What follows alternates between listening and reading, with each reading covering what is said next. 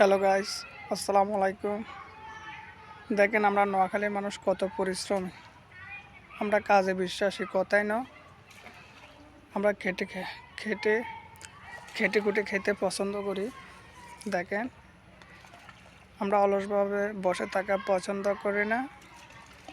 এই যে ব্যক্তিটা পুকুরে মাছে খাদ্য দিতেছে, সে অনেক টাকা পয়সার মালিক, তবুও সে পরিশ্রম করে এভাবে প্রতিনিয়ত। সে কাজকে কখনো ছোট চোখে দেখে না।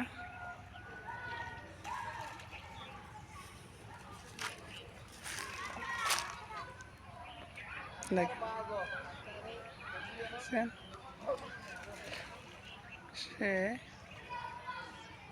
মাছকে খাদ্য দিতেছে, সম্ভবত খোল ছিটতেছে আর বলতেছে একেবারে ভাজো। ওইগুলা কখনো খোলের কাতারে পড়ে না। কী কারণে বলতে চাচ্ছে অবশ্য আমার জানা নেই। দেখেন কত সুন্দর করে সে পুকুরে মাছকে খাদ্য দিতেছে, বিভিন্ন ধরনের খাদ্য, খোল দিতেছে, ভুসি দিতেছে এবং আর কিছুটা ড্রাম দেখা যাচ্ছে, এগুলোর ভিতরেও মাছের খাদ্য রয়েছে। তো একটা কথা মনে রাখবেন, আমাদেরকে অন্যান্য জেলার যাই বলুক না কেন অলস, তারপরে যায় কর্মকে ভয় পায়। দেখেন কিন্তু তাদের এই কথাগুলা একেবারে বাস্তব না, কারণ আমরা খেটে খেতে পছন্দ করি।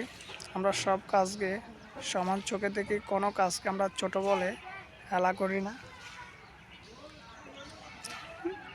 যার কারণে আজ আমাদের নোয়াখালী সারা বাংলাদেশে ধনী জেলা নামে পরিচিত।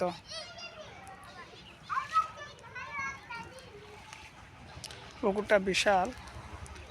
এই পুকুরে বিভিন্ন ধরনের মাছ চাষ করা হয়েছে।